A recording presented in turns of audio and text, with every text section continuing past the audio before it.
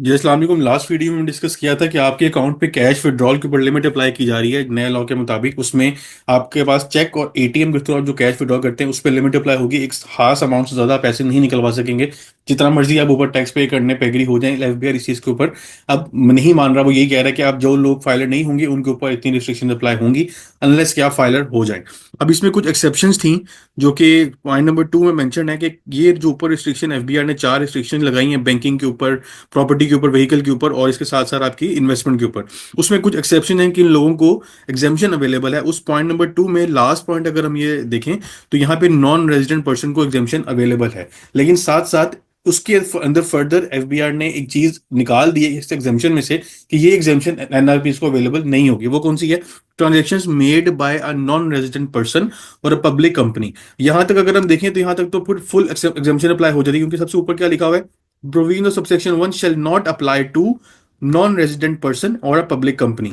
ठीक है, अब यहां पे पूरी एग्जाम्पशन मिल गई, लेकिन accept that mention in sub clause 2 of clause D of subsection 1। अगर आप सबसेक्शन 1 ऊपर देखें, सबसेक्शन 1 ये वाला है, इसके बाद क्लॉज डी और सब क्लॉज 2, ये वाली रिस्ट्रिक्शन आपके ऊपर अप्लाई होगी। इसमें आपको एग्जाम्पशन अवेलेबल नहीं है अगर आप एक एनआरपी हैं तब भी।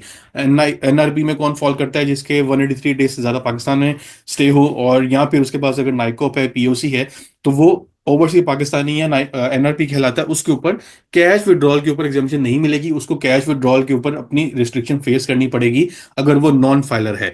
उसको फंड ट्रांसफर के ऊपर, जो आरडीए अकाउंट्स हैं उसके ऊपर तो कैश विड्रॉल होता भी नहीं, क्योंकि वो आपके डिजिटल अकाउंट्स होते हैं। तो नॉर्मल कैटेगरी करंट अकाउंट है, सेविंग अकाउंट है, या कोई और अपने अकाउंट मेंटेन किया हुआ है किसी और बैंक, किसी और कैटेगरी के अंदर, तो उसमें आप पाकिस्तान में अगर आते हैं तो पाकिस्तान में ड्यूरिंग स्टे आप उसमें से पैसे विड्रॉ नहीं कर सकेंगे, कैश विड्रॉ नहीं कर सकेंगे। लेकिन exceeding the amount up to certain limit आप कैश विड्रॉ कर सकेंगे। उससे ज्यादा की अमाउंट की आपकी पैसे अगर निकालने की जरूरत होगी तो फिर बैंक आपको रिफ्यूज कर देगा। वो यही कहेगा कि आपके पास रिस्ट्रिक्शन, आपके अकाउंट के ऊपर रिस्ट्रिक्शन अप्लाई हुई हुई है एफबीआर की तरफ से। आप अपनी रिटर्न फाइल करें और अपना डाटा एफबीआर के पास क्लियर करवाएं। वहां से क्लियर होगा तो हम आपके ऊपर रिस्ट्रिक्शन रिमूव कर देंगे।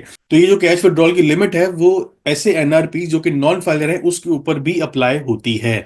ये इसमें कंफ्यूजन पहले क्रिएट हो रही थी कि क्या ये एनआरपी को एग्जाम्पशन दे रही है या नहीं दे रही। तो क्लियरली मैंने आपको बता दिया कि पॉइंट नंबर 2 एग्जाम्पशंस का है, लेकिन पॉइंट नंबर 2 में फर्दर उसने एक चीज को एक्सक्लूड कर दिया, वो कैश विड्रॉल की। कैश विड्रॉल को एग्जाम्पशन नहीं मिलेगी, बाकी सब चीजों पर एग्जाम्पशन मैं आपको दे रहा हूँ बीइंग एन एनआरपी अगर आप नॉन फाइलर हैं। तो आई होप ये कॉन्सेप्ट अब आपका क्लियर हो गया होगा रिगार्डिंग कैश विड्रॉल। इंशाल्लाह नेक्स्ट वीडियो में नए टॉपिक के ऊपर डिस्कशन होगी। अपने ध्यान रखिएगा। अल्लाह हाफिज।